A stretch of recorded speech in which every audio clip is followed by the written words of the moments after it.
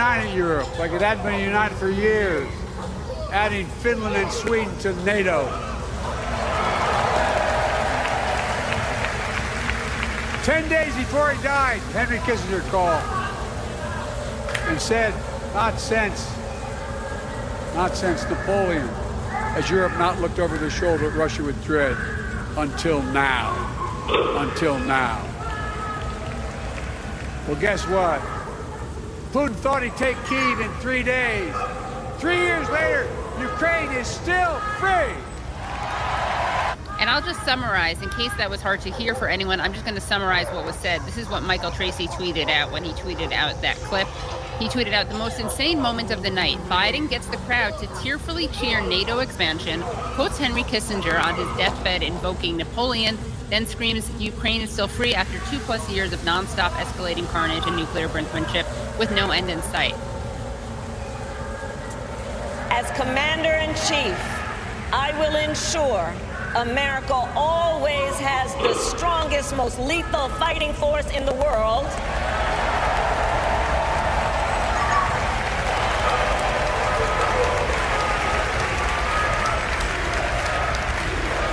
I will make sure that we lead the world into the future on space and artificial intelligence, that America, not China, wins the competition for the 21st century, and that we strengthen, not abdicate, our global leadership. And as president, I will stand strong with Ukraine and our NATO allies.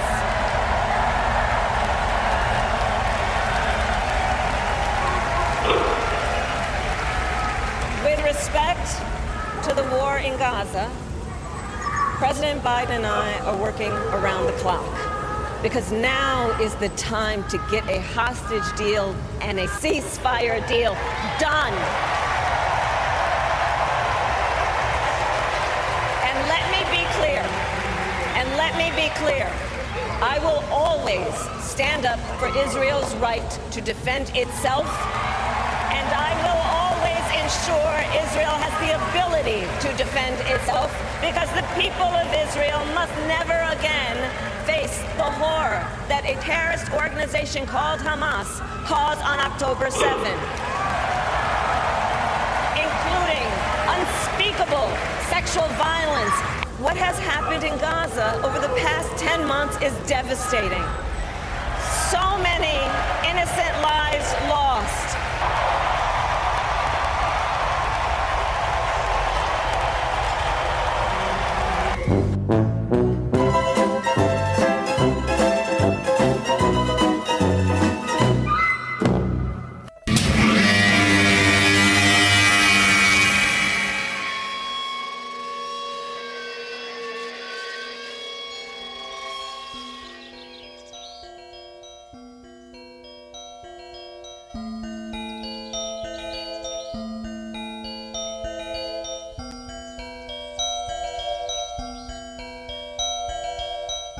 He walked out in the gray light and stood, and he saw for a brief moment the absolute truth of the world. The cold, relentless circling of the intestate earth. Darkness implacable. The blind dogs of the sun in their running.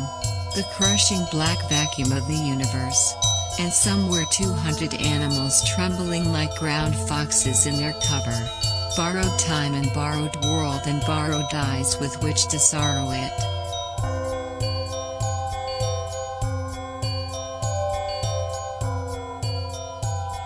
And lo, for the earth was empty of form, and void, and darkness was all over the face of the deep, and we said, look at that fucker dance.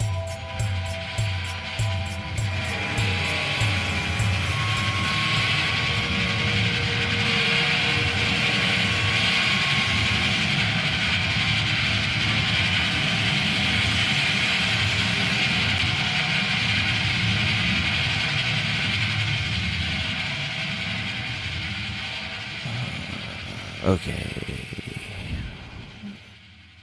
Welcome to Heat Death of the Universe, a podcast that will sooner admit to getting its dick sucked while smoking crack in a limousine circa 1999 in Gurnee, Illinois, between the Holiday Inn and Six Flags Great America. Then it will admit to doing some genocide and torturing some folks.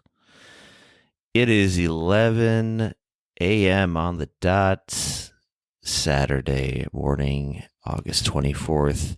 That's Korea Standard Time, year of our Lord 2024. Joshua Nomen Mutaccio currently speaking, and soon to be speaking, there's Tim, formerly Sucqueen Phoenix. That's a good one. Currently Gene Blast Parmesan. Yes. Buckner. Yes. How's life in the land of La La, the town of Tinsel, the angels in the outfield? What's up, Tim? Oh, it's good. It's always nice to be on the only podcast that says Oprah Winfrey. More like Oprah Win slaved on the Democrat plantation. The Gene Blast is a wrestling thing, and obviously Gene Parmesan is from Arrested Development. I figured maybe you'd get part of that. Either way, I'm doing good. I did get the Arrested Development part of it. Been running into a lot of Arrested Development references the last week or so. I've That's noticed good. For some reason. That's good. Yeah. Yeah, doing pretty good. Just, out here in the land where stars are made or born or whatever the fuck they say.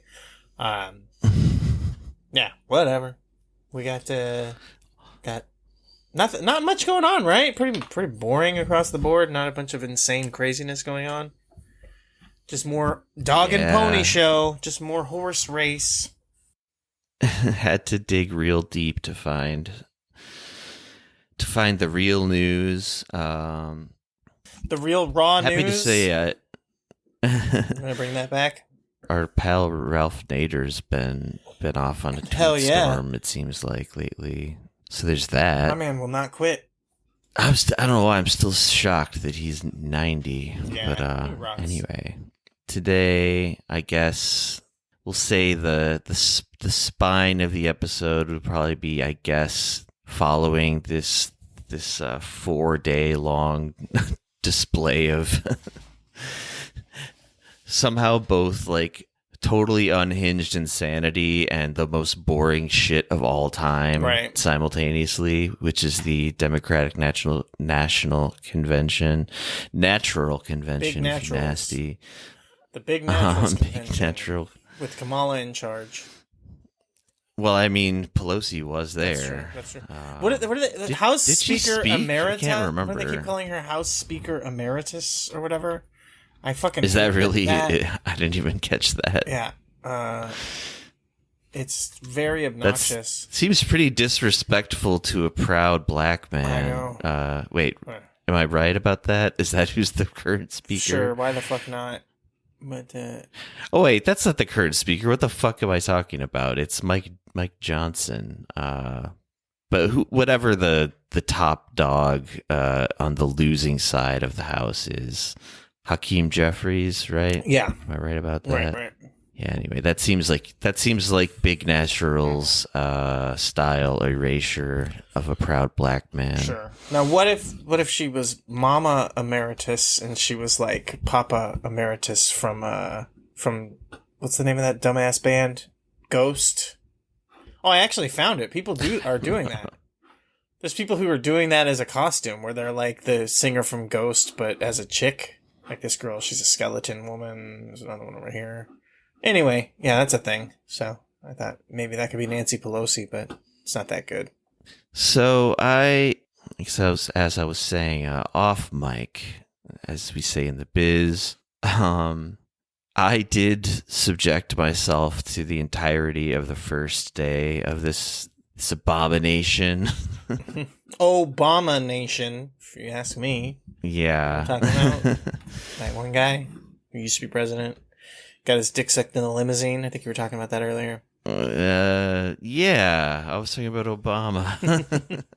There's something I realized about that whole story, which to drop the mask, I'm pretty sure is 100% fake. Sure. But it's still funny. Either way, like how much detail that guy goes into, like the physicality of Obama's erect penis staring him in the face. But I realized I had probably heard that story discussed on filthy leftist podcasts at least 3 or 4 times. Right. And I never put it together that I was working at that Six Flags at that exact time. So I was I was possibly mere meters away from that limousine at some point going to and from work in 1999 with no idea what kind of historical events were going down right next to me. I was there, man. I was at ground zero of fake Obama smoking crack and getting blown in a limousine gate. But yes, the DNC. Oh, the DNC. It was, as I said, also mostly pretty boring, although a lot of it was like blood curdling as well, simultaneously. And I'm trying to just get a little memory refresher on exactly who was speaking during each day here. I mean, before even getting into any of that, I guess, like the consensus seems to be that the protest was actually had a far lesser turnout than a lot of people were expecting, which I, in general, thought was a downer.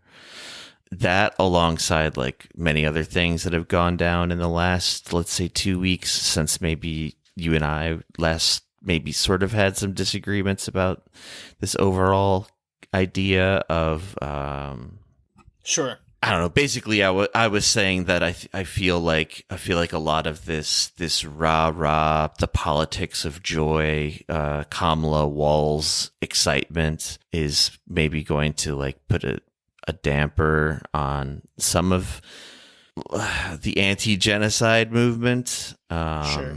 And the fact that, like, I don't know, 10% of the people expected to show up actually showed up, apparently. And, you know, maybe there's some like digging to do on that still. I mean, there probably is, just to like really make sure that the numbers aren't like being purposely downplayed by the evil fucks in charge. Right.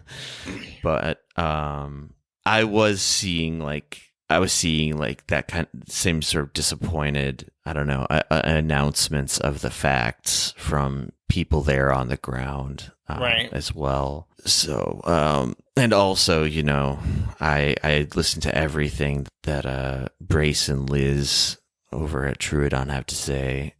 And actually, when I heard them say, they're like, we walked over to a protest and there were only like 300 people there. I was like, well, that doesn't mean anything. Like, you went to a protest for like an hour at like 5 p.m. Like, you know, it could, you know, that doesn't necessarily summarize everything. But then the more I read about it, the more that seemed to kind of reflect some of the reality there.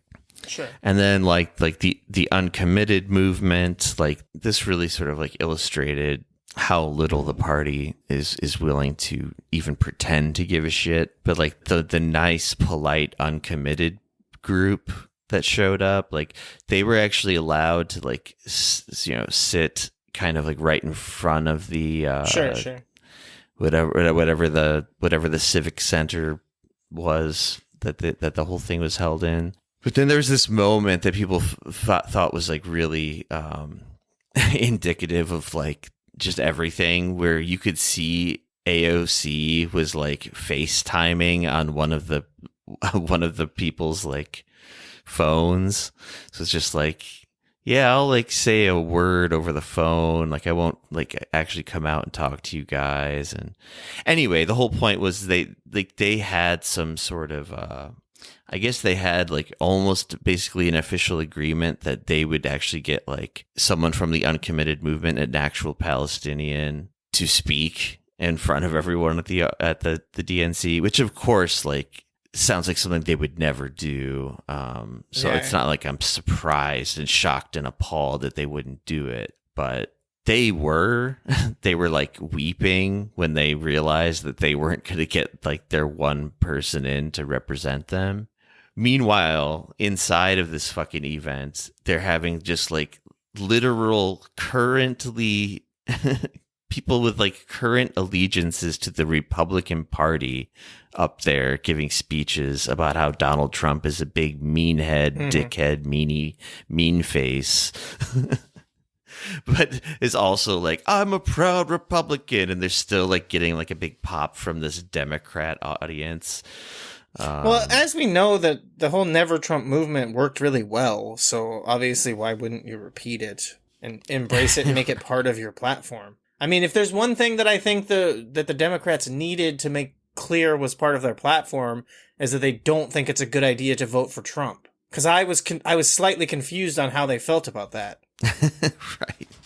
It was actually a huge part of the tactics of at the convention, which you might not have caught if you weren't like watching some of it like live or whatever. Because I mean, I don't know, maybe someone clipped some of the stuff, but like they would go to these like pre-recorded video montages of people that were like, I used to be a big MAGA freak, but then I realized Donald Trump only cares about himself. It was like infomercial style, like stilted, scripted remarks. Which, okay, whatever. I'm not saying like you can't like have scripted stuff that's real or whatever, but like it all just seemed very like disingenuous and like such a. The fact that they still feel like they have to like tap into the MAGA crowd to win, it just seems, it's the type of thing that makes me think there's still a chance that these fuckers could lose to even like this downtrodden Donald Trump who doesn't even appear to want to win anymore. Right. Like something I think could still just collapse underneath the weight of all this hype because I don't know, they're getting too cocky and they still feel like they have to do all of this like pandering towards the right. Right. Like that fucking Kamala's going to be tough on the border. And it was like literally that kind of like voiceover, like the like 80s, 90s film trailer guy, like voiceover of like in a montage of like build that wall, Kamala, throw your ass in jail type shit. Right. It's like, she's tough on the border. Yeah. And they were that was the other type of people they were bringing out on stage were like these fucking cowboy hat clad fucking border dickheads who were like, Donald Trump was actually a big pussy about the border, no matter for all his That's bluster. True. But Kamala's the real deal. It's like, what are we talking about? What are we applauding here? Yep. It is. I mean, that is true though. Donald Trump. I mean, it is true that Kamala has been tough on crime, if that's how you want to characterize it.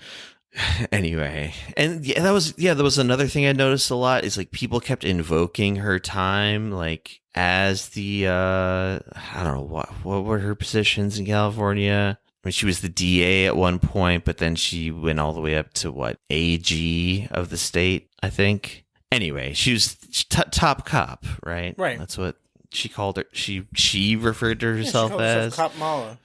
Cop Mala, the top cop. Wait, she didn't really call herself Cop Mala. Yeah, no, of course she did. with 3 Ks. No, but she did call herself Top Cop. I'm pretty sure that's like where that came from initially. I'm almost positive about that. I could be wrong. Maybe I was misled by some of my far left radicalization. In any case, that's a real side tangent. Sure. I mean, I guess the highlights of day one were basically, I mean, like the big shit. Okay. Jill Biden spoke. They basically got all the Bidens out of the way, I think, the first day. Monday, August 19th, subtitled For the People. fun generic titling of the day's events. No, this was actually this was a real packed night. Okay. AOC spoke that night. Yes. Is that true? I don't know. Sounds right. It's all a blur to me. I can't remember. When it's like you're getting in there. The DNC, it can really be, even watching it from home, like, it's just like watching like Coachella Fest from home or something, you take pop a couple pills, sit back, smoke a doob, really try to get into the vibe and feel like you're there, you know what I mean? And like, it just, day turns into night turns into day. I can't remember, maybe, I think AOC definitely talked it on that night. I don't know. I've got it here. Yes, okay. She did. This Wikipedia page on the DNC 2024 is pretty thorough. It's funny how like so many people in the beginning of this thing are all just listed as remarks by, like, it's like you're not giving a speech, which is true. I mean, they just like come out and like say like a few talking points, but they don't bring the ruckus like AOC does. So yeah, and they're listed under prime time. There was also some guy who was like doing like this country twang performance that I'd never heard of before. He's probably like really popular or some shit, but I just never even heard of him. It was just like such blatant like signaling to the red state contingent out there in Watcherland. Like, see, we're a little bit country too, y'all. Yeah. But it just sort of like, it slightly blew my mind, but that's because like I'm old and I'm still like comparing stuff like pretty easily to like the early 2000s, like dystopian Bush years or whatever, which like have all been like sort of forgotten or transformed in a lot of people's minds as having not been so bad. But like, we're basically the same age. You remember that shit. It was like the sky is falling. George W. Bush is Hitler. Like, sure. It just drives me crazy how easily that stuff has been forgotten. But the fuck is Ashley Biden? Anyway, Ashley Biden did come out to introduce her papa. Yeah. I'm just fucking around. I'm like, didn't all of his kids die in a train accident or something? The fuck? She also has some issues with the pipe. Oh, good for her. Apparently, I've read that somewhere. It was like the trio of Bidens. Yeah, all in a row. That's fucking stupid. They shouldn't have done that, anyways. I think I jumped backwards. I'm sorry. No, it's fine. Like, I mean, we do not have to go in Jesus order. I'm Christ. just trying to like sort my thoughts a little bit that way. That's all. But like, yeah, so like Jill came out. I couldn't even stand to like listen to her. I maybe like left it on and like kind of like walked away. It was like doing stuff around the house. I don't know. I think I may have muted her because you don't like to hear women talking. I can't blame you. I don't. She's a shrill, shrieking shrew, and if I get enough of that at home, you know what I mean? If I wanted to hear a fucking woman complaining, I would just go into the living room or the kitchen or next door or to the if I wanted to hear a woman professing love for Joe Biden that's very false and calculated, I'd go listen to my significant other. Yeah. You know what I mean? Then old Ashley came out, and anyway, so Joe's speech was like the big thing of the night that people were like fucking just jizzing their pants for. But the funny thing I found out after the fact was that they knowingly put him on in this certain time, this so-called prime time slot, to where on television, if you weren't watching it streaming online like I was, if you were just watching it on network TV, his speech got literally cut off like in the middle to like go to regularly scheduled programming. That's a good thing. And they knew it. They knew that was going to happen. They're just like, fuck you. You're the past. Coconut is the future. We're gonna kiss your ass. We're gonna lose our minds just like screaming and cheering in the crowd. But like, right, the people who organized this thing knew that like his way too long of a speech would get cut off. And I would characterize Biden's speech mostly as like it's a lot of yelling. It's just like substituting like passion for like old man can't hear style yelling. And he was just slurring his words from beginning to end. Like, and believe me, I know slurring when I hear it. Hey, you do a podcast with me. I do a podcast with myself as well. Sure. I'm saying I've been known to like a drink or two, folks. I know a slur when I hear one. Yes, I thought you meant racial slurs. That's why I said me. I know. I was gonna say. I guess not just racial slurs, in all senses, but in the like sundowning, my brain is broken. Yeah. I can't stand those fucking disgusting sundownings. They're always. Their pants are too low. They're always trying to take the good white people's jobs. Yeah. Pull up your pants, Biden. I can't. My diaper. It's covering my colostomy bag. Yeah. And I mean, I don't know. I guess like it's pretty boilerplate. I mean, I'm trying to remember exactly. The fuck does boilerplate mean? Anything. What does that phrase mean? Like standard? No, I don't know like the etymology. Yeah. Ooh, edamame. You like edamame? I like edamame. Anyways, I do like edamame. Who doesn't? You know who doesn't? It's probably Cory Booker. He probably thinks they're too spicy. Boilerplate originally referred to the rolled steel used to make boilers to heat water. I figured it was something like that.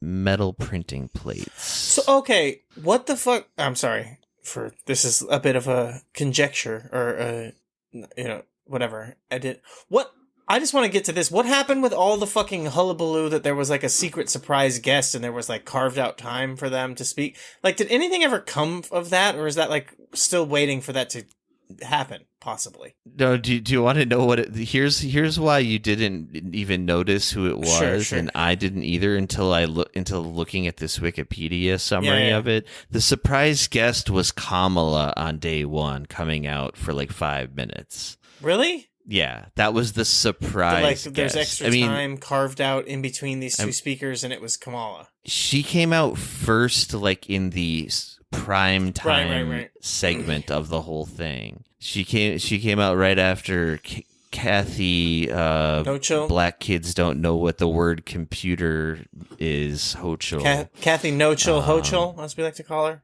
Yeah. It says surprise appearance. Oh yeah, they kept bringing out that actor Tony Goldwyn to whatever. I don't even know who the fuck that is. Is he related to like MGM Goldwyn?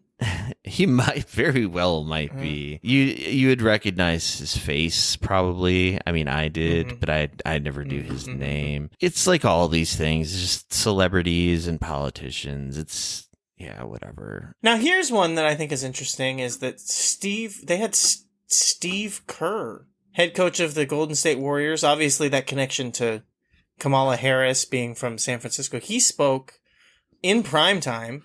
He's a United States men's Olympic basketball team, gold medalist or whatever. No. He just was part of the team, or I guess he'd be the coach.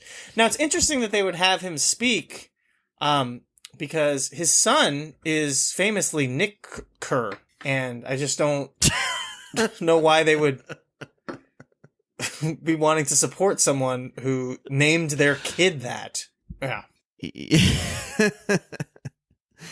I think also maybe the thing with him was because I don't follow basketball, not since 1996. Not since they raised the hoop that 2 extra feet and turned it into, or they lowered the hoop 2 feet and they turned it into a damn showboating game. I know, I agree. He was. I mean, he was on the Bulls like during the at least part of the the golden era of the Bulls, the Chicago Bulls for those not in the know. And this thing was held in Chicago. Yeah, he's a daddy bull. Everyone knows that. Hey, Steve Kerr, born in Beirut, Lebanon. Interesting. Okay. Red flag. Sus. I'm not necessarily a big fan of this guy. Starting to really question the validity of the father of Nick Kerr. I don't know if does he really have a son? He really has a son whose name is Nick Kerr. Okay, I don't. I'm not just throwing that out there. But it is absolutely the case. That's hilarious.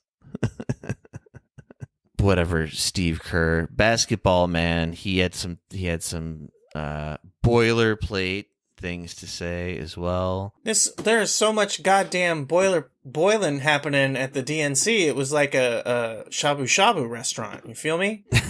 Yeah, that's a good see what I'm saying? You know what I'm talking about? You ever been to one of those places? I think they're okay, but I think they get a little over the top sometimes with the add-ins. I've never been to one in the United States of Lady America, but I've been to some good ones in Korea and Japan as well.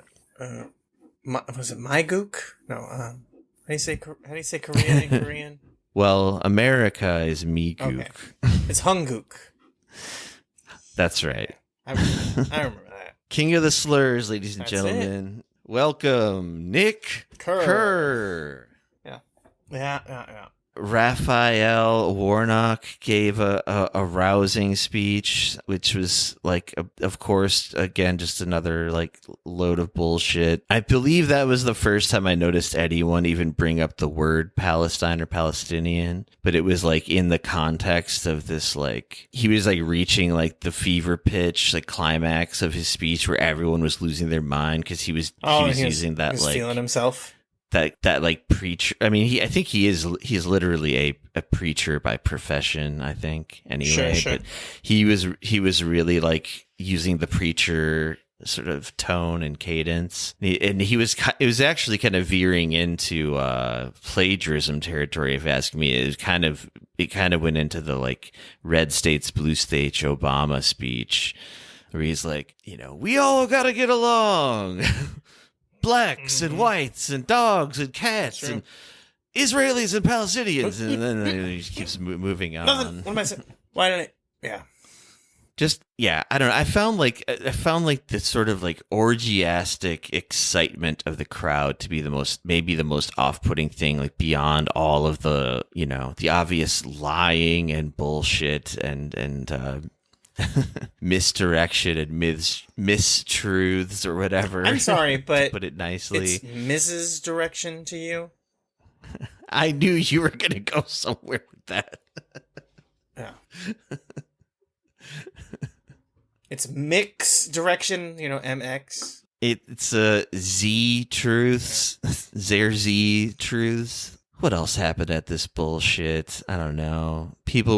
Republicans like are just like showing their weird desperation. They don't know how to like deal with the fact that Trump is like very deflated and that there's all this momentary, I'll say momentary. I really think some of this shit is going to collapse on itself, but enthusiasm for Kamala and Walz, but they were showing it by like zeroing in on shit like, look at how weird Emma Elhoff. What the fuck? Emhoff. Yeah, which I was going to ask about why did she even fucking speak at the thing? It doesn't make any sense, but whatever. Did she speak? Yeah, she spoke on the last night. I didn't even see that. I saw that. Yeah. I saw them ripping on her just like when they would pan to her standing with her dad in the crowd. And okay, here's the thing about Ella Emhoff. She is 100% a one on the binary. Like, she is a baddie. I don't care that she dresses weird or whatever. Like, and like it doesn't help them to be like, oh, look at her, she's such a freak. Like, she's she's just like kind of at this point like a normal chick. I know she's like kind of from New York or whatever and weird, but it makes. And the other one that's getting me is Walz's kid. They are like, yeah, that was gonna bring. They that are up. loving to just like, I know, like, might as well talk about the kids, right? Like, Walls' kid 100% just looks like a normal dude, and like, I don't understand. But here's the thing: I don't know if this stuff really matters because it's just the internet. I don't think it's going to affect any real voters, and that's the part that I think like the internet poisoned fucking left people don't really like realize is that like, oh, look at how weird they are. They're so weird. They're so weird, and like. I think like the piece that they put out, like that one video where the guys are like, I want to, know about your orgasms or whatever, and I want to stop you from having abortions and all that stuff, right? Like that works.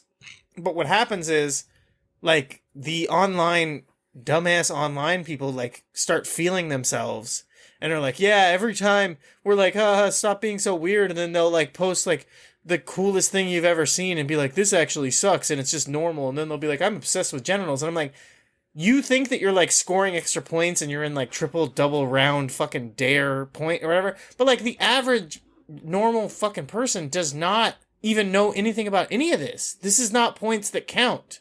Like you need to focus on the stuff that does count. And the fucked up thing is they're like, okay, these are, instead of taking the correct like idea, which is go to your base and a little bit to the left, because honestly, it's like been proven that you can see like most people in America are actually a little bit further left than they get at than like the actual parties and stuff. They're doing all that stuff you're talking about where they're like trying to pander to the most racist uncles on the planet and be like, yeah, Kamala's black, but she's, she's not, black. They're basically doing like the inverse of like a fucking Chappelle joke or fucking a Chris Rock bit where they're like, Kamala, she's actually, there's a difference between Kamala's and, beep, you know what I'm saying? Like that's what they're trying to do instead of just being like, let's actually fucking appeal to the real people, because they think like, oh, we're like triple double scored, triple tapping them. And I'm like, regular voters don't know jack shit about fucking based Groiper 69 and how he thinks that, fucking Tim Walls' son is weird for just existing. Like, most people do not pay attention to this stuff. So yeah, like, when I see that, like, oh, look at Ella Emhoff, she's so weird. I'm like, she looks like just a normal, attractive young lady from New York. You look at fucking Tim Walls' son, he looks like just a normal, good-looking young guy. And, like, they're like, look at how fucking weird they are. This is just degeneracy. I'm like, these are just literally normal people, man. This is just what normal people look like now. I think they were trying to zero in on Walls' kid being like, I don't think they said it outright, but I don't know how this is like literally just me like scrolling past whatever, but like something about him being neurodivergent, whatever that means. Like maybe he's like on the spectrum or something. And they were like trying to use that as like a look at this degenerate. Everybody's on the spectrum though, including the motherfuckers that are online talking about him being on the spectrum. Oh yeah, for sure. I mean, I'm definitely not defending it. I will say though that I had a visceral sort of repulsion to when I saw the clip of Walls' kid, because it just seemed like a bit much. But I also was like, he's just a kid and he is genuinely happy to see his dad like it's cool. Standing on this big stage or whatever, even though I hate everything everyone in this room stands for. Yeah, whatever. I'm not like, again, the point is that it's a desperate move coming from the right. And like you said, I mean, what they did in 2016, or at least what Trump did rhetorically, was on certain issues was actually outflanking Hillary from the left. I mean, that was the talking point, right? It was like, look what he's doing and it's working. Like, right. That's where all that fucking like populist shit started really coming from, was like, Jesus, Trump is actually further left on this than Hillary. And it's like, well, probably not, but he's at least saying it. He's at least signaling it. And that would be the smarter move for them to make at this point, because like I already kind of talked about, or, we were saying about how the Dems think they need to like get country music stars to play in front of the world's largest American flag and like just be the most patriotic and the toughest on immigration and all this shit. And like, we're going to have the most lethal military on the planet was, I believe, the exact words Kamala used in her big end of the convention speech. I don't know. Yeah, I don't know. It's all, it's very topsy-turvy. And I mean, to quote you, to put it into a single word, horse race, right? It's all horse race shit. But at the same time, as much as I, will say like a lot of this is inconsequential because the State Department's not going to change and whatever, I don't know. Like there is some consequence to some of it, I think. I don't know. But maybe this is just like, I keep thinking about this for the last couple of weeks. Like, people like to talk about like politics is, what is it? What's the phrase? Hollywood for ugly people or whatever. Right. Or it's just, or you can just say it's just entertainment, sure. Which it definitely is. I was trying to articulate how it's like, I want to believe it's something even more than just pure entertainment for me, because there's lots of entertaining shit that I could be entertaining myself with that doesn't give me ulcers the way that this shit does. Right. But like, I feel almost like, I don't know, maybe I'm like working some inner psychological shit out through paying any like sort of close attention to all of this crap. But it's also just like weirdly like habit forming in a way too, where like just like why am I watching another video of I don't know, shit that's just going to make me angry or whatever. But yeah, it is just entertainment, and if it is like getting you worked up, it is like kind of probably not for the best, because just like paying attention to it doesn't fucking matter. And I get like falling for it and believing it doesn't matter, you know what I mean? Like it, or believing that it does matter, but it really doesn't. On the Walls kid thing, the viral clip of Gus Walls or whatever, that's very funny. I noticed they like his daughter is next to him. Not his son's daughter, but Tim Walls' daughter is next to his son. Obviously, that makes sense. And I saw some like thing. Well, I was like looking it up because I was like, oh, wait a minute. I clocked something. Me being a weirdo. And then I like went to search, and the first thing I searched that came up when I like typed Tim Walls' daughter, it goes Tim Walls' daughter age, which obviously instantly seems like, okay, creep alert. Like, why are people searching for that? Well, you know why they're searching for it, but it does play into the thing that I was thinking of, because it's also saying Tim Walls' daughter is making him a hit with Gen Z. And the thing that I clocked watching her is that she did the, state outlawed and banned in Chugi millennial style heart. When she was doing the heart gesture to show like, oh, I love my dad, she was doing it millennial style. So I don't know if she's really a Gen Z hit. She might be lying about her age. She might be older than we even realize. I don't think she actually is a Gen Z superstar, as the internet will make you believe. So, everyone keep your eyes open, man. Stealing Gen Z valor, no crime greater. It's true. Especially when you're forming a heart symbol with your hands. That'll get you the wall. That'll get you the Tim Walls. Straight to the walls with you. AOC's speech was particularly gross to me, but also not surprising at all. Like, there's really, I feel like there's no other way to say it other than she just got up there and just lied. Like, she just fucking lied to everybody. They're like, sorry. Here's how we're going to use you, AOC. Oh, AOC, yeah. Here's how we're going to use you in our convention. We're going to give you a primetime slot. You get up there. You get to, keep working the star power. Keep working on your, 15-year plan to become president. This can be your star-making speech.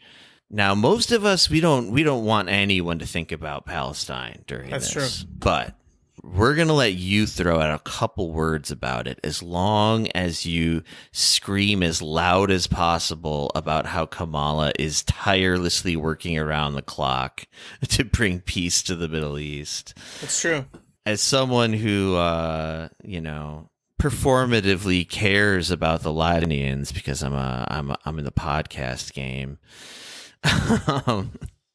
I found that especially gross, but I don't know, that's pretty much the the biggest takeaway from that, other than like anyone who wasn't already convinced that AOC is like full of shit and a pure careerist, like I feel like should be convinced by that. But I don't know if you haven't been convinced already, like I don't know what will convince you at this point, but I don't know. Right.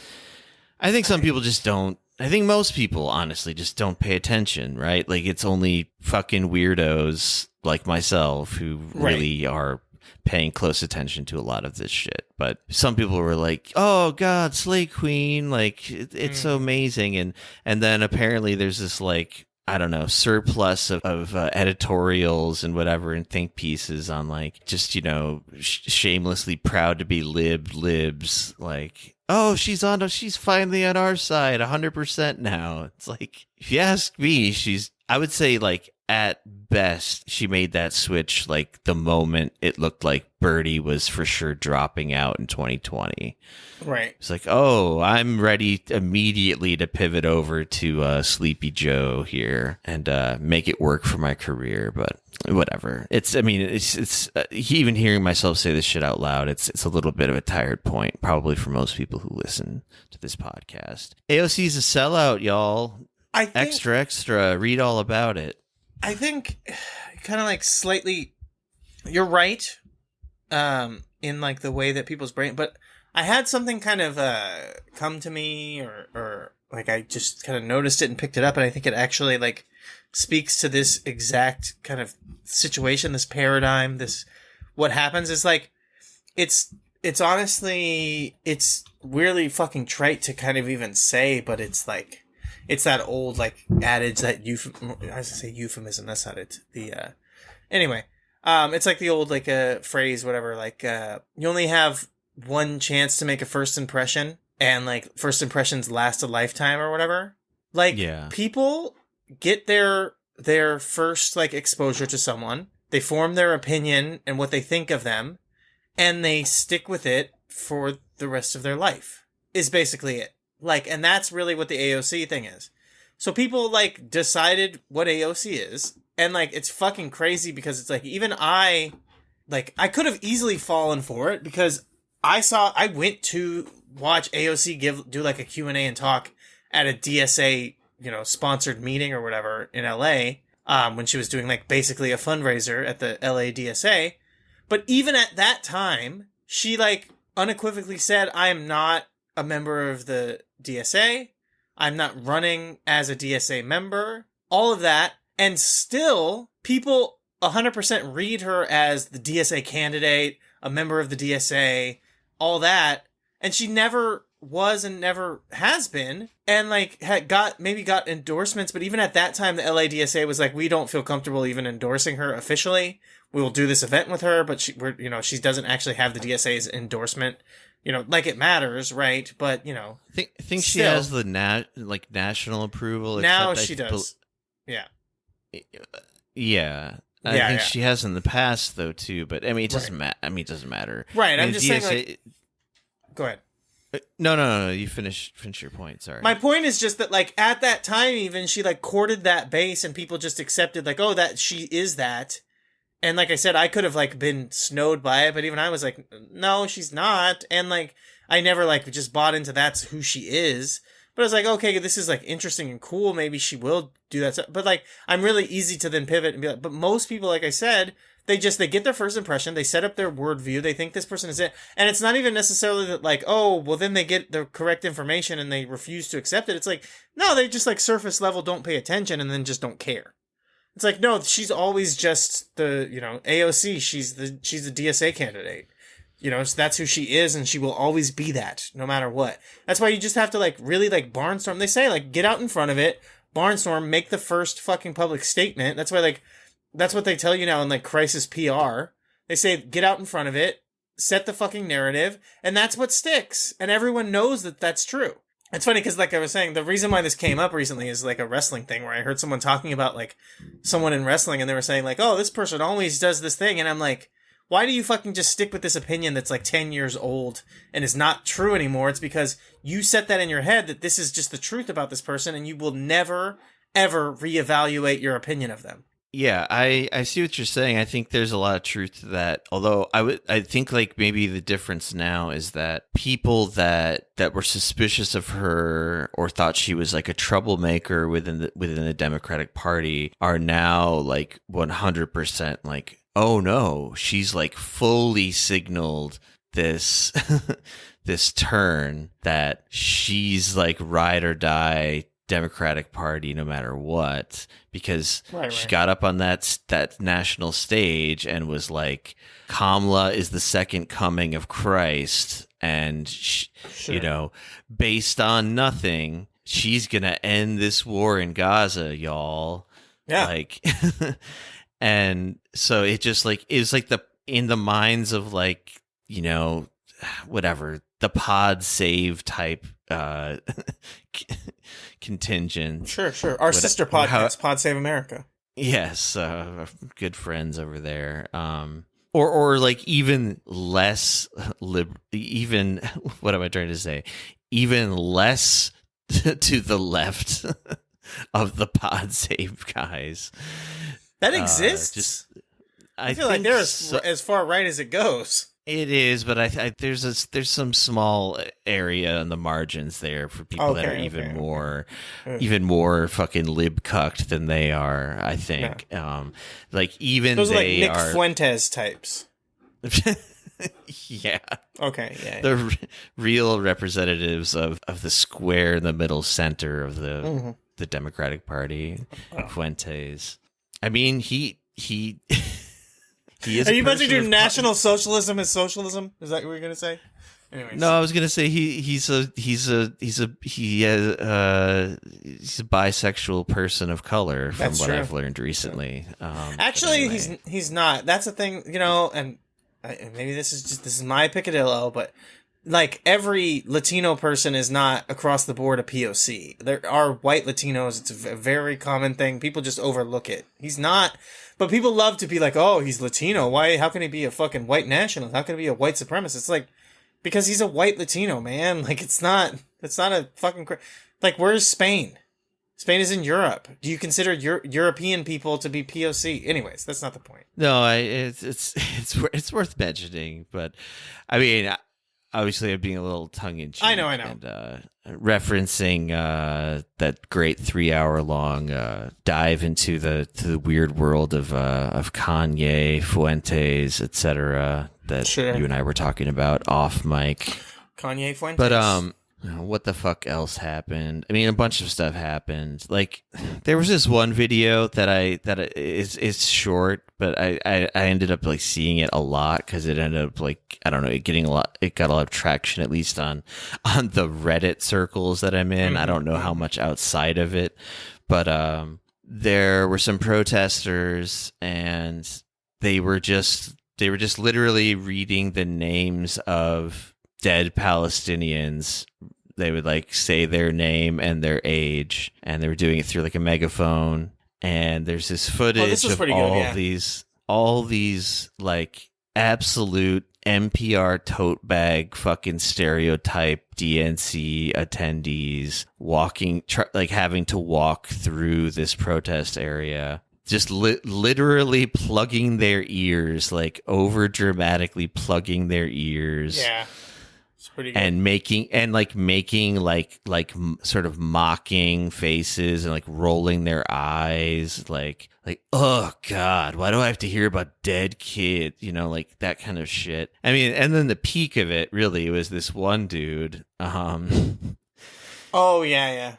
This like dreadlocked fucking like clown jester. I don't know. He was like dressed slightly like weirdly or something, if I'm remembering right. That was Ghazi from the Hammers. What? That was it was Ghazi. You don't remember this? I don't know. Oh god. It's the Hammer Collective that was like trying to like the Black Hammer Party. You don't remember this? You would remember it the second you see it. It was like this Hammer homies? No, Paul Pelosi? It's the Black Hammer Party, and it's a black separatist group that's like, soliciting like white, guilt pledges so that they can like buy this land and create a decolonized, space for black acceptance, for black nationalists or whatever. And it was like this little black guy that dressed like fucking the Joker and did these insane YouTube videos. It was like I have no it was like a idea. meme from a couple years ago. I'm kind of shocked you don't remember this. But, that's I'm okay. interested. I mean, maybe if I see it, it will come back. Yeah, to me, you'll remember it when you see it. in any case, this guy's walking by, and he seems to have some sort of like security handler or something with him for some reason. Maybe he is some sort of like influencer I just don't recognize. I don't know, because there were a lot of that was another thing. There were a lot of they had a whole influencer like space in the DNC that like apparently was like packed fuller than like the actual like media journalist pit or whatever. Right. But anyway, like all these like gross like people walking by, like just, oh God, I can't be bothered to hear, these annoying protesters listing off the names of the dead. But then this guy, to me, he expressed the same thing that was within the hearts of all of these people he wasn't plugging his ears. He was just laughing. He was like laughing and then mocking like what these people were saying. He was like, oh, died age 18. Ha ha ha, 16, y'all. Like 16. Yeah, whatever it was. Like, yeah, and then his like handler was like trying to push away whoever was like actually filming this stuff. But yeah, there was a lot of stuff like that. Listen, we've all been there, uncomfortable laughter. It happens. It's just like a natural reflex. When you're in a situation where the thing that you're being shown is just, it's so grotesque and you're so like clearly culpable for it, and you're honestly part of the bacchanalia, and you're involved in it, and it makes it clear that like you complicitly endorse everything that's happening, and it's that disgusting that the only thing you can do is nervously laugh and mock the people that are talking about the massacred and sacrificed underage children that are we've all been there. It's normal. Like, that's just a natural human reflex. And the fact that people videotape that and act as if like this is some gotcha moment just because you happen to catch somebody in like, not everyone react. You know what this is like? It's literally just like the people who comb through the footage of the Sandy Hook parents and say, oh, this person's not grieving properly. Oh, they're not crying, and they don't seem like they act. Clearly, this is an actor because they don't actually care about their dead, mutilated children, just like this guy. I mean, that's pretty fucked up, and I think we all agree that Alex Jones, the Sandy Hook man, deserved everything he got for being such a sick, twisted freak. Acting that way about those poor victims. And that's the same thing. This guy who was laughing and doing that mocking voice, he's a victim just as much as the parents of the Sandy Hook children. Interesting way to get there. Man, you just out-Jonesed Jones there. That was good. Thank you. I did want to shout out like a fucking stellar comment on this video. I posted it on the good old TrueAnon subreddit, and shout out to user girl_deboard, good member of the old sub over there. Their single commentary on this whole disgusting display was zone of disinterest. That was a good one. Yeah, that's pretty good. That's pretty good. It works on at least 2 levels. Sure.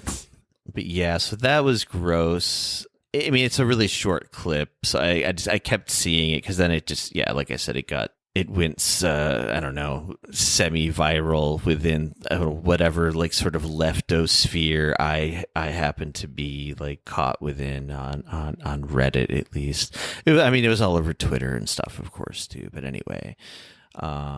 If you haven't seen it, check it out, because it's, a single frame speaks 1,000 words. So imagine what, I don't know, let's say 1,000 frames. Sure. Might have to say, but that's a lot of bowling. 1,000 what? frames. God. Huh. Got it. That'll take you a couple days at least. circle back on Biden's speech, like he did also very briefly and in the shittiest way possible bring up Palestine, and he just essentially was like, he did the Trump good people on both sides, except the thing is, the Trump version of that, as I think we've talked about on the podcast before, I feel like you really had something to say about it once in the past. That doesn't sound like me. Like the Trump one, he wasn't actually saying, the Nazis and the anti-Nazis both had good people on both sides. Right. Anyway, but that's the way people still choose to take it. In fact, Biden referenced it in his long ranting, slurring speech, but then he essentially did a both good people on both sides thing, but with the casualties on the Israeli and the Palestinian sides just completely saying they were like more or less equal in so many words, which a lot of people took issue with for obvious reasons. I mean, the disparities obviously huge. Don't really need to get into that now. I mean, people who listen to this should be aware of that fact. And then Obama's speech, I mean, I couldn't even be bothered to watch it. I knew it would just piss me off because, anything after day one, I didn't really watch like the full speeches of at all because I don't know why. But of course, I'm pretty sure the biggest thing people took away from Obama's speech was that he went there, folks. He made a little dick joke about little dicks at Trump's expense, with all his eloquent Obama subtlety and hand emotions. And of course, like, this just sent the libs into a fucking just orgasmic like, they all just blasted off into outer space at this shit. Yeah, he just, like, the funniest thing about it though to me is that right before he does it, he's basically like, he's critiquing all of the shitty behavior on the Trump side of things, like the childish insults, this obsession. And so he says, like, he's basically like, let's not be childish. Let's not childishly insult each other, right? Let's rise above. Let's be dignified and pragmatic, little Obamas, everybody. Don't be childish. And then immediately after that, he goes, this obsession with crowd sizes. And he puts his hands together, like, real close, and then stretches them back and forth to be like different sizes, right? You know what he's talking about. Crowd goes fucking wild. It's like, And look, I don't give a shit that he did that, but it's saying, let's cut out the childish insults, that immediately making the most childish insult possible. Like, do people not notice? I don't know. It's just, it's funny. Well, here's like the craziest part about this is that this is the Overton window, right? Everyone's most beloved phrase. This is like the pushing of the Overton window thing. And it's so funny because people in our very own Discord, people who have been on this podcast before, have acted as if, like, the lack of decorum and, incivility of Trump is on a fucking planet of its own that's completely separate from what's, acceptable in polite society. But Trump being the one who made a fucking dick joke, and mind you, this was internecine dick joke within the Republican Party on the debates, so it wasn't even as if he used it, you know what I mean, like, to count. Obviously it would be hard because he was running against Hillary earlier, so he's not going to make like a my dick is bigger point. That would be, or whatever. That would have been hilarious if he did. Very funny. Yeah, it would be amazingly funny, but it has pushed the Overton window to now where Obama, Mr. Too Damn Civil himself, Mr. Telling Kanye West he needs to pull up his pants, is now making dick jokes in the context of the fucking DNC, the most mainstream Democrat ass thing you can do, be and place everything, and he's fucking making dick. Okay, so is Trump this abomination, abhorrent, oh my god, no one can ever fifth rail touching freak? Or did he literally change the culture to the point where, yes, like, it's just going to be accepted? All of the shit that Trump has done is basically just going to be accepted. Like, this is just normal now. He's not going to be this historically abhorrent special thing that's never going to cross the, the line again. Like that, it's like, no, this is just fine. You can just be like Trump, and it's perfectly acceptable. Yeah, and like, aside from it even happening, like it was so. I mean, obviously, all of this shit is like scripted out. Like this was not ad-libbed, of course, but like the crowd, like again, like I've mentioned, like I was more appalled by than what the people were saying on stage. I was more appalled by the crowd's, like, let's call it 1933 Nuremberg rally style, like just swept up in it all attitude. Like it was almost like evangelical, like preacher who does the like shit that like makes people like fall down and like start seizing up or whatever. That's like the power that Obama had in just moving his hands back and forth and implying and like heavily implying dick joke. Like the crowd, like you could. This didn't literally happen, but in my mind, the sound the crowd made, they all, like half of that crowd like fell over and passed out and started like having a seizure because it was so mind-blowingly amazing to them, like how he put little Dick Donnie in his place.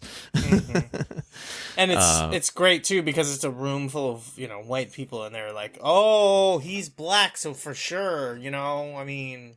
Yeah, there are also some weird racial undertones going on as well. Exactly. So like it's anyone can just say whatever, but this is a black guy, so we all know about that. Yeah, it's kind of, I mean, like they kind of were like going for the same sort of thing, like when Walls like made the couch reference or whatever to JD Vance, sure, a little while back, whenever that was. I think that was like last year. What? I think that he made the couch thing. It was like last year. It was like sometime in 2020. Like it might have been 2022, but I think it was 2023. Anyways, wait, Tim Walls? Yeah. When he was talking about JD Vance and the couch thing, that was like it was like at least. It feels like it was at least a year and a half ago, right? Yeah, flat circle and all that. Gotcha. That one really got you for a second there. Threw you. Yeah, sorry. I'm slow. It's morning time here. Sure. Yeah, I know. Who died? Jesus God. That one took you a second too? Yes, it did. Democracy, right? Democracy died in darkness. That's what you say. Because we got Kamala Harris. And she's somehow the nominee, even though no one fucking voted for her, right? Democracy has died in darkness. That's why it's morning time, America. Wake up, sheeple. Yeah, I mean, that's another good reminder. I mean, this is something... I mean, I feel like it bears repeating because of during this whole fucking display, of course, they're just... like, probably the main thing said the most was... Donnie only cares about himself. We're trying to save democracy. And it's like, she didn't win a single delegate. She just inherited them from Biden, who also really didn't win shit. I mean, he was the incumbent, whatever. That's how it works when you're the incumbent. But she's not the incumbent. She's just like the last minute, But whatever. Like, we don't have a fucking democracy anyway, but still, it still is like, I can't help but be irked by this idea that we're the party of, believing in the voice of the people and all this shit or whatever. When the person they're celebrating and salivating over and fucking jizzing in their pants over was just put in there, like against everyone's will, really. Right. I don't know. All the more reason I will laugh like the dang Joker if and when they lose this thing, despite all of this momentum and high hopes dancing fucking politics of joy bullshit. Pete Buttigieg spoke at some point. I didn't watch that. I'm sure it was exactly what you would expect. I didn't see any like kind of clips about that, so I don't know. I don't know where some of the other highlights here. I did want to point out that while Matt Walsh and Mike Lindell, He says that you can call him Mike Pillow. He likes it. He likes when people call him Mike Pillow. they both were allowed in the DNC as like media figures, I guess. And people were saying Matt Walsh was in disguise.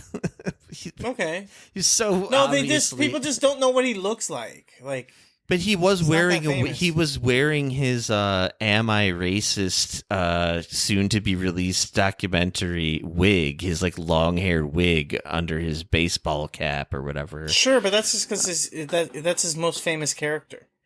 Right. Everyone knows that. That's like, do you think, if Sacha Baron Cohen was going to the DNC, do you think he would come just as himself, or he would dress up like Borat? He'd want everyone to know who it, they'd be like, oh, look, it's Borat. Right? That's normal. In any case, these fucking assholes who are like clear enemies of the Democratic Party, they got press passes. Oh, and I guess you, Mr. Super Liberal, you got a problem with that. You think that the press, just because they have a fucking, an angle, just because they have their own opinion, just because they're truly not an unbiased organization, they shouldn't be allowed to come in there and make up whatever stories they want and have it be legitimized by the fact that they were inside the building? Is that what you think?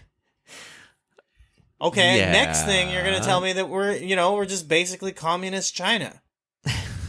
My only point on that was going to be that those fucking assholes got let in. And, our comrades at Gray Zone and TrueAnon were barred from the convention, amongst, right. I'm sure, many, many other... Amongst letting the fucking anybody speak for the, like, freedom for, or Free Palestine fucking movement speak, right? Any of those people, hands off Palestine, fucking... all of the people that were told that they would get even just a moment, even just a fucking shred of representation on the thing. No, but yes, Matt Walsh. Obviously. Were the uncommitted people promised something like that? I guess I didn't look too hard into it, but like... No, but there were like vagaries that were like kind of like... I think they were like led on to believe that it was possible. Yeah. And nothing was ever like official. Yeah. And then you just see them like weeping outside and like some... The guy who I really like, whose name escapes me at the moment, but he's like the head of the electronic intifada. I saw him basically kind of like saying, "Oh, boo-hoo" to the uncommitted people. He's like, "Why would you fucking trust the Democrats when they like? Why are you crying? Like, why are you surprised by this?" Basically, and I tend to agree. As much as like their heart was in the right place or whatever, but like. Actually, it's really good that they did what they did because I guess this was what I was maybe trying to get at earlier when I brought them up, is that it shows that like no matter what you do, if you go about it all the right way and you don't scream from the river to the sea and you don't wave signs that are too in your face about stopping genocide. I think the only sign they had a sign that said like arms embargo now, which also is like that's crazy commie shit. So there's no way you're getting inside. But and it's unreasonable. I keep my arms inside of my shirt. Whatever embargo, whatever. Yeah. But it's like it should show like once and for all that like this idea of like, why don't you try to like put on a suit and tie and like work within the party to make the change you want to see. Yeah, it doesn't matter. They're gonna treat you like absolute shit no matter what. So you might as well get the Molotov cocktails out and fucking start a tossing because. No, why can't you just fucking be civil, be reasonable, and then that way you've got your entire ego and your personality and everything wrapped up in this idea that like you have to put on airs and be respectable and all that, so that then when we shut the door in your face, You quietly slink away and don't make a scene because you don't want to ruin everything that you've built up in your reputation. So why don't you just let the genociding murderers have some kind of civil, leverage upon you that keeps you from feeling like you can just openly talk about how you feel? It's ridiculous that these people decide, oh, I'm going to be morally pure. Oh, I'm not going to buy into the system so that I don't feel like I can just openly talk how I actually feel and say whatever I want because I want to still be invited to things that have to do with polite society. Like, grow up. Look at AOC. It's exactly what she did. And that's working out really well for her, right? And you could be just like her. Why wouldn't you want to be just like her? It's working out well for her. Yeah, exactly. Her and her alone, but her and all the people she's running cover for. But there was. I mean, I guess just like, and then like the whole thing, like Kamala's speech. She just went like. I don't know if I even need to see the exact quote, but she basically said the same. She basically repeated the shit that AOC said. Like, I think they even used the same exact like turn of phrase. Like, me and the president are working around the clock to end this war. But then before she like all around that little bit of crumbs, I guess, thrown towards the anti-genocide freaks. Just super like hawkish, like indistinguishable from George W. era neocon rhetoric about we're gonna like keep the war machine like lethal and ready to go, and like all these fucking people just losing their minds and slapping their hands together like trained seals. It's a really gross display. And like I said about the thing with Netanyahu coming to Congress, these same people are going to like, I don't know, at least in my revenge fantasies, I hope someday they look back on it and are just like, at the very least, like absolutely disgusted with themselves, if not throw themselves off a fucking bridge, because that's how fucking pissed I am. I'm going to wish people to be dead. Unalived. Unalived. Oh my god. Just say it right, or else we're gonna get in trouble. TikTok is gonna ban us. I saw some bullshit about like there was like fucking. This is a total tangent, but like I've said this before, but like the self-censorship on TikTok and YouTube and whatever. I just scrolled past the headline. I of course did not want to dig further into it at all, but it was like, intense debate amongst TikTokers about whether or not to refer to Kurt Cobain's death as suicide or unalived. And I like almost vomited and just scrolled away from that. But anyway. Yeah, I mean, I think Kurt Cobain would have loved TikTok. I will never. Yeah, sure. I will never unironically use the term unalived. I really, really hate it. I hate it so much. Sure. Like, I can sort of get, like, why people abbreviate sexual assault to SA, I guess. Like, because if you're, but like, it's not even like they're worried about triggering people. It's all just about algorithm shit. That's right. All it is. So right. It's not even like a sensitivity thing. So that's all the more reason I find it so fucking annoying and stupid. And we'll do the opposite. I will just release a podcast where I just say the words suicide and sexual assault over and over for 90 minutes. So look forward to that. Folks. Suicide Sexual Assault is one of my favorite hardcore bands. I fucking love them. I don't know about you, but yeah. Anyways. It's a good one. It's up there with, Anal Cunt, Cannibal Corpse. I don't know. Do you think like we're wrap-up territory? How do you feel? Pretty close. There's a couple other things I feel like we gotta mention. Just... not even necessarily about the DNC, because I have a little separate section about what's going on in GOP land that I think there's some kind of funny shit in there that we can go over pretty quickly. I want to make sure I'm not missing something. Oh, like, okay, I'm just going to quote favorite Twitter account run by a friend of the show, past guest way back in the day, Weston at Push Biden Left on Twitter. Yeah. He wrote about this incident that happened on the first day of the DNC where some people, and this is like on multiple camera angles now, and seeing it from the multiple angles makes it look even more ridiculous, but just the crazy hive mind groupthink trying to crush any and all dissent. So these people, they weren't yelling. They weren't trying to like scream, interrupt whoever was speaking at the time. But these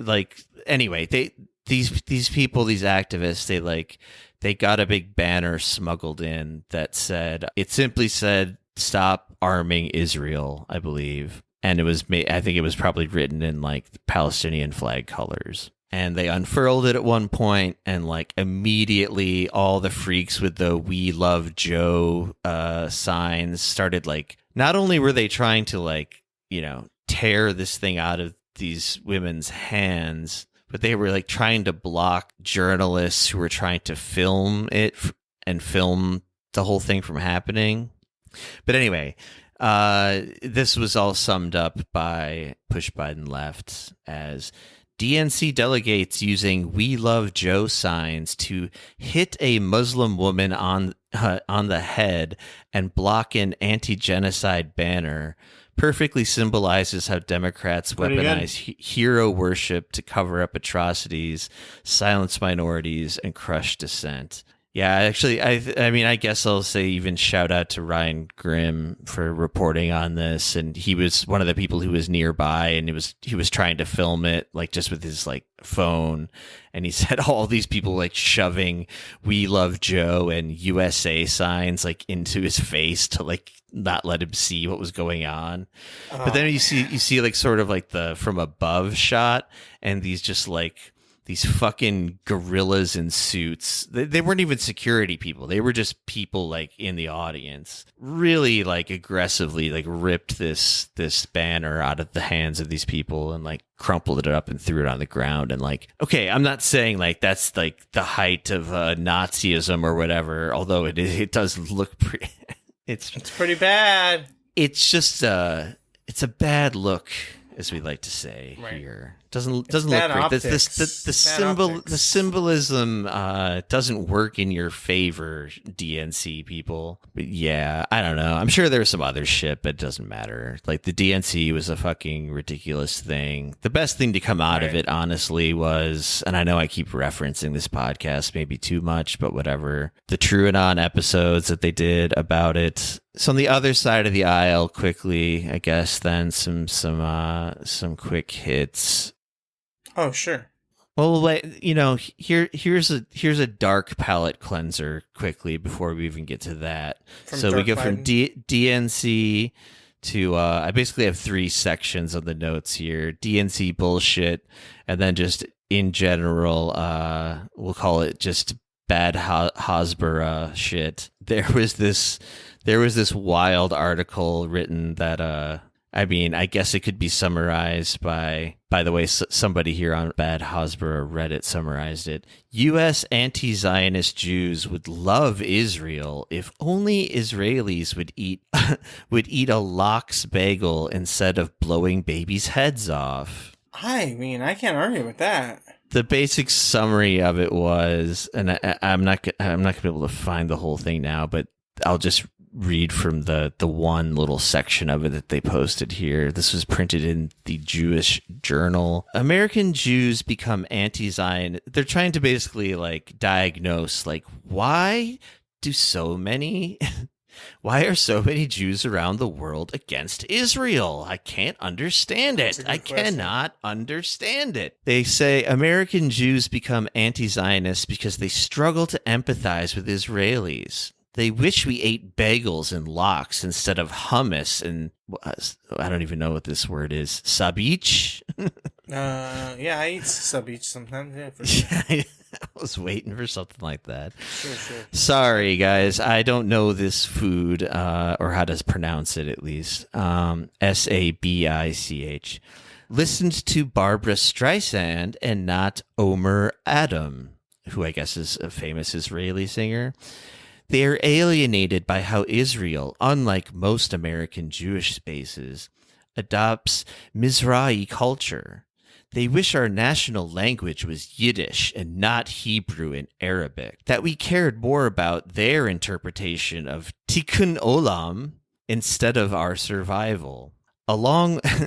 But this thing goes on. I read the whole thing, so I guess I kind of remember it. It basically, it really zeroes in on cuisine being the one thing that separates the good Jews, the Israeli Jews who are doing all the killing and whatnot, the apartheid, from the bad Jews who are the ones waving Palestinian flags and saying hate speech like from the river to the sea.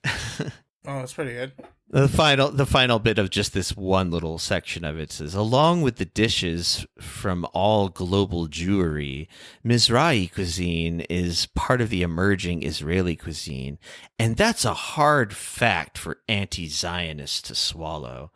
You know, it's interesting because I'm an anti-Zionist. I'm not a Jewish anti-Zionist, but I'm an anti-Zionist. And I never realized all of my anti-Zionism was just rooted in my hatred of hummus and lox. But, right. You know, the more you know. And I guess to follow that up with, I'll just read the headline. It kind of speaks for itself.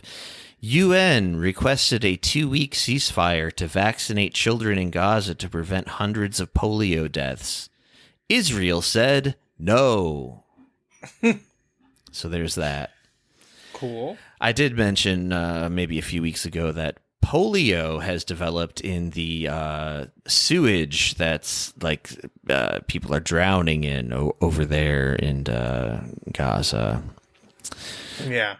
But, you know, just if you're depressed by that headline, just remember what they said at the DNC. They're working tirelessly around the clock for a ceasefire. And it's totally true. And yeah, you guys, it's not like Biden can just pick up the phone and end all of this. It's not like that. No. Why? I mean, how would that make any sense? I mean, Reagan did it. Joe Biden himself basically did it like 3 years ago. You sure? That's the part that drives me the most crazy. That I didn't find that out until like maybe like a month ago or something. I because it was it was like a 10-day war instead of a 10 going on 11-month long quote unquote war. So it like went under a lot of people's radar. But Biden literally like talked Netanyahu into signing a ceasefire in 2021 with love. Like it was the whole like right. bear hug strategy or whatever the fuck they call it. But anyway, so just to clown on the GOP and then we'll call Might it as a well. day. How dare they call us weird? Anyways, please buy JD Vance's Jizz to own the libs. Thanks. I like the sound of that. The latest trend in MAGA Nation is these little like Jizz cup like plastic sample cups with JD Vance's face on them that say, oh God, I'm trying to get a closer look at these and I can't for some reason. What does it say? Am I going to have to Google Vance Jizz cups to get this now? Oh, jeez.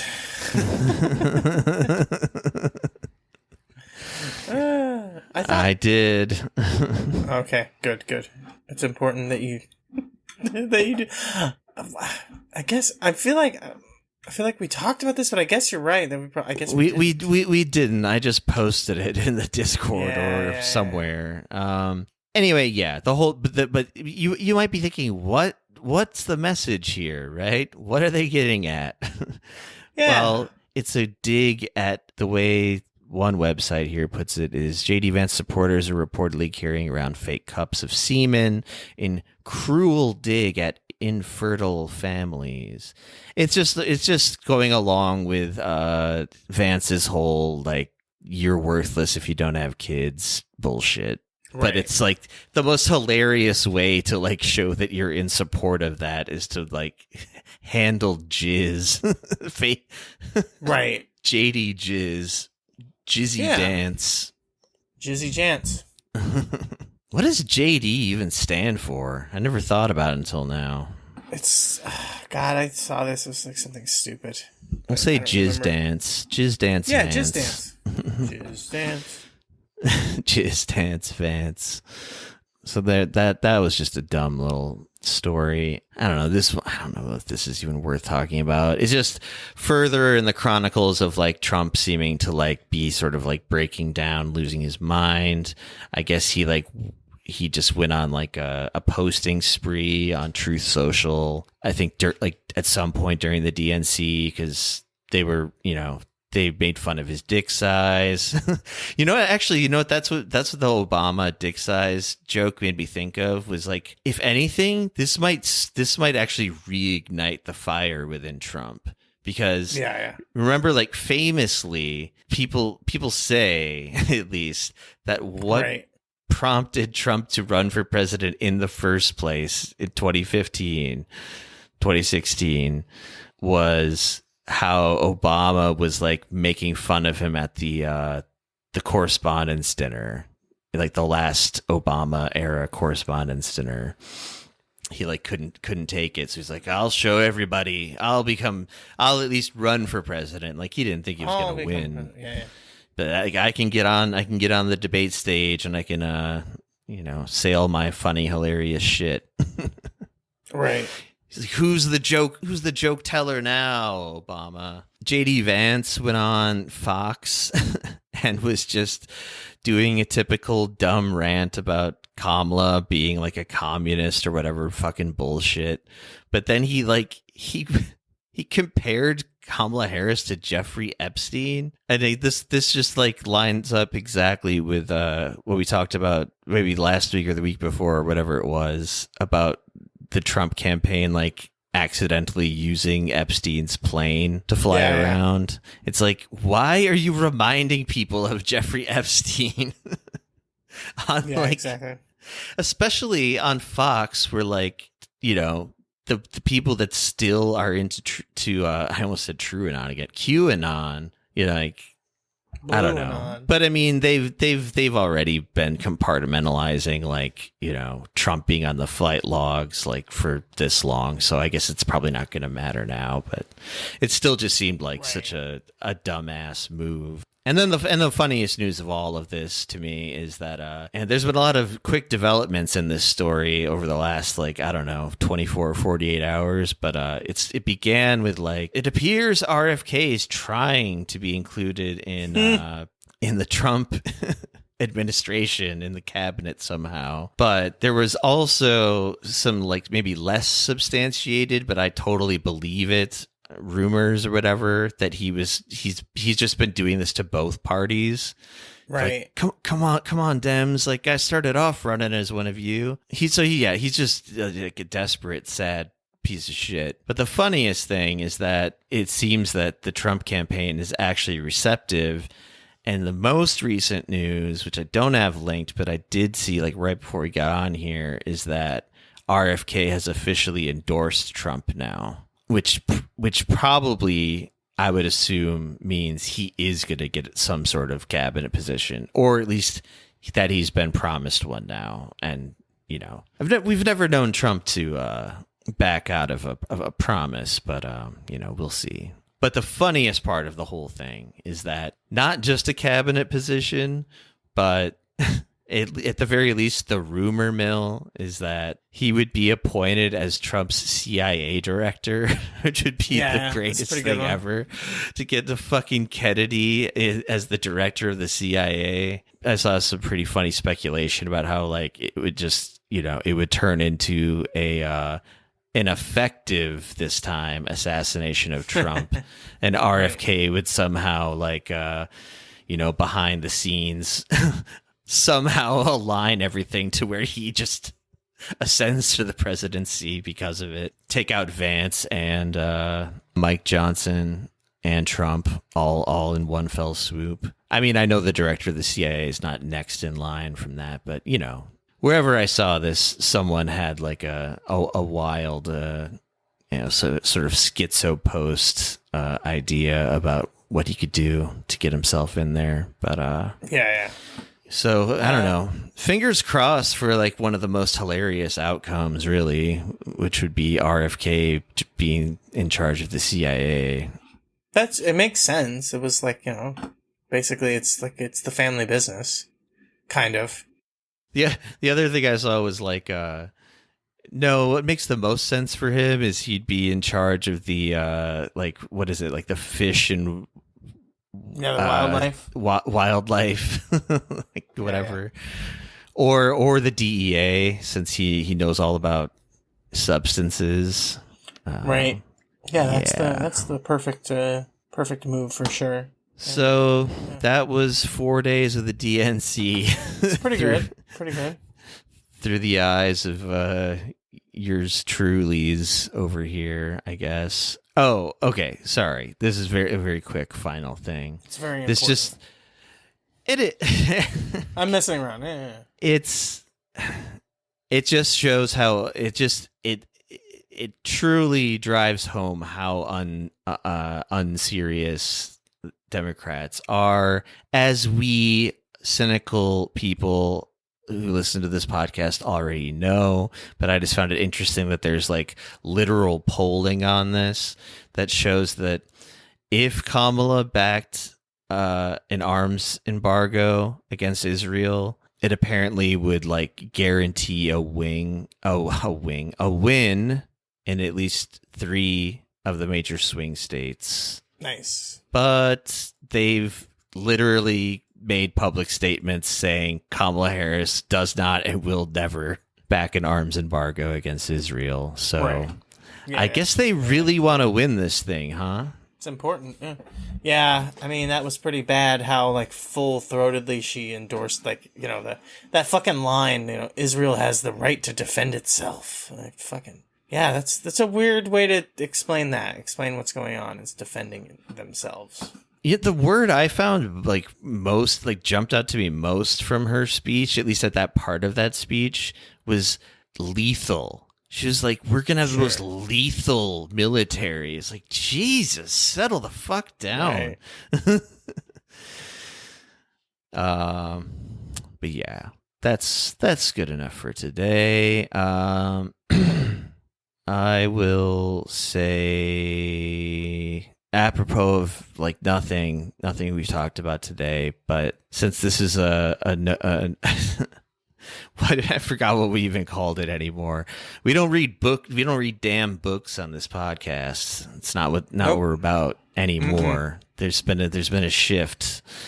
Yes. But I did listen to a book that I liked quite a bit called Memoirs of an Addicted Brain by this neuroscientist, Mark Lewis, and he talks about his own fairly long history of drug addiction, and it doesn't get into a ton of pop sciencey stuff. It's more just a straight ahead memoir, but he does relate some of it to his theories on addiction that I think are very interesting, and he wrote kind of a follow-up book to this memoir that's more of a straight ahead, I guess, pop science book called The Biology of Desire, which I also listened to.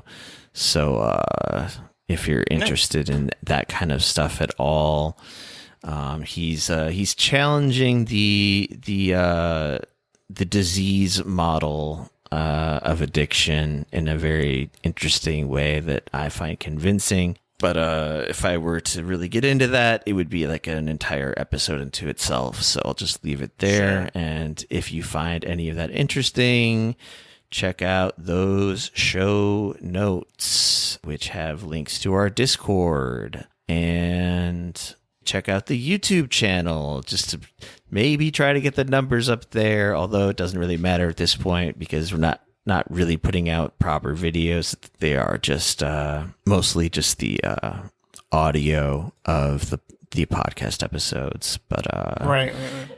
And rate, review, subscribe, blah, blah, blah. It's hard to say those words, but I feel like I should say them. It helps. But the biggest thing is, I would say, get on that Discord. We're trying to create a chaotic community over there. Yeah. There's dissent. It's not all echo chamber. I'll put it that way. It's good. So try and get on that Discord. No, don't try. Do. Yeah, there's no try. There's no try in team.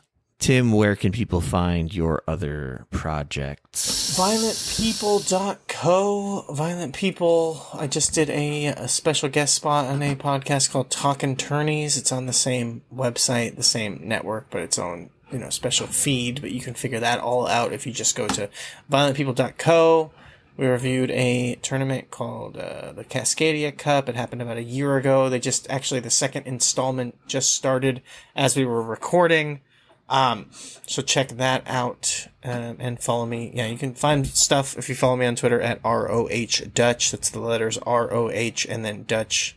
Yeah, that's it. All right. And as always, don't forget to vote for, RFK Jr. for director of the CIA / Simpsons Bear Patrol, sheriff. Yeah, that's it. Good night. Good luck. Good morning, Vietnam.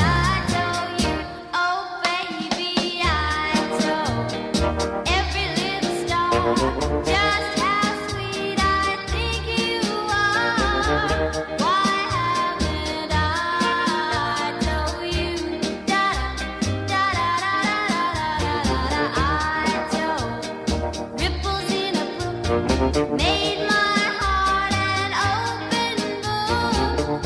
Why haven't I told you? Friends ask me, am I in love? I always answer yes. Might as well confess.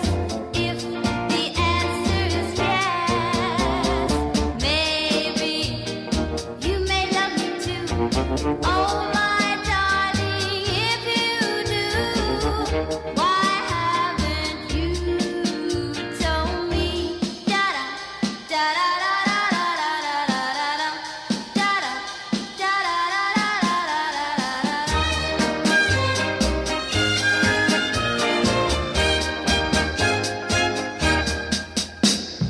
Friends ask me, am I in love? I always answer yes. Might as well confess.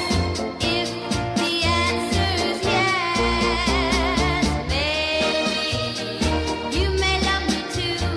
Oh, my darling, if you do, why haven't you told me?